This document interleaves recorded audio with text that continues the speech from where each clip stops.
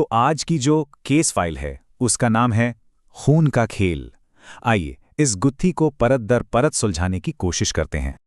कहानी की शुरुआत होती है एक खौफनाक चीख से जो एक शांत रात के सन्नाटे को बुरी तरह चीर देती है।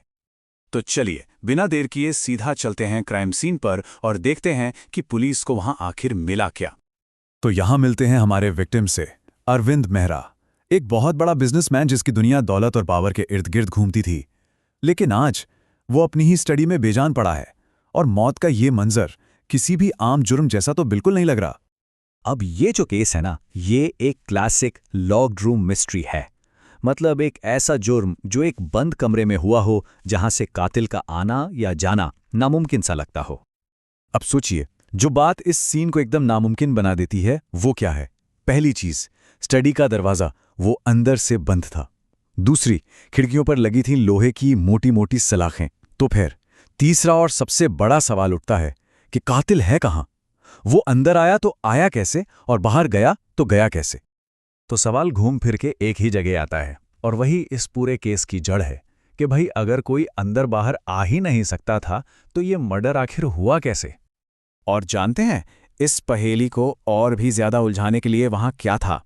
मेहरा के लैपटॉप की स्क्रीन पर सिर्फ 2 शब्द लिखे थे, गेम ओवर, जैसे कातिल कोई खेल खेल रहा हो। तो अब जब पहेली सामने आ चुकी है तो इसे सुलझाने वाले खिलाड़ी की एंट्री तो होनी ही थी, और यहीं से खेल की असली शुरुआत होती है।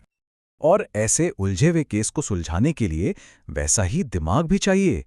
तो एंट्री होती है इंस्पेक्टर राघव की, एक ऐसा अफसर जो सबूतों से ज्यादा इंसानी फितरत को पढ़ना जानता है। राघव ने क्राइम सीन को बस एक नजर देखा और वो समझ गए कि ये मामला उतना सीधा है नहीं जितना दिख रहा है। उनके शब्द थे, ये कोई मामूली मर्डर नहीं है, ये तो किसी खेल की शुरुआत है। अब जाहिर है जांच का रुख उन लोगों की तरफ मुड़ेगा जो उस रात उस घर में मौजूद थे।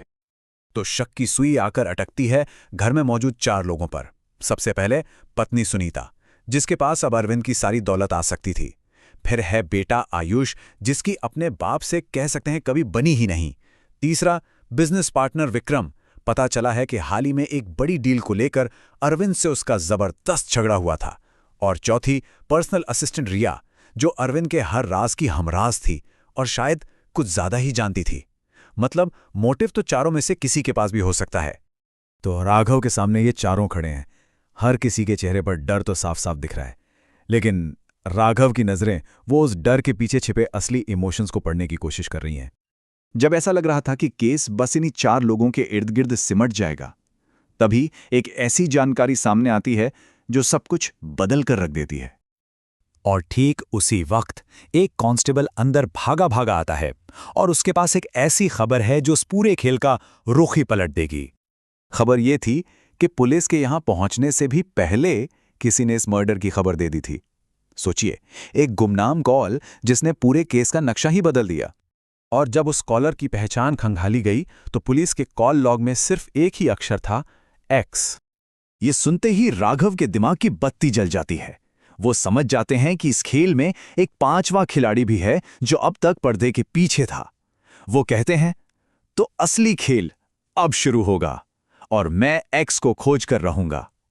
तो अब सबसे बड़ा सवाल ये है कि ये एक्स आखिर है कौन? क्या वो कातिल है या फिर कोई गवाह? इस खून के खेल का अगला मोड़ क्या होने वाला है?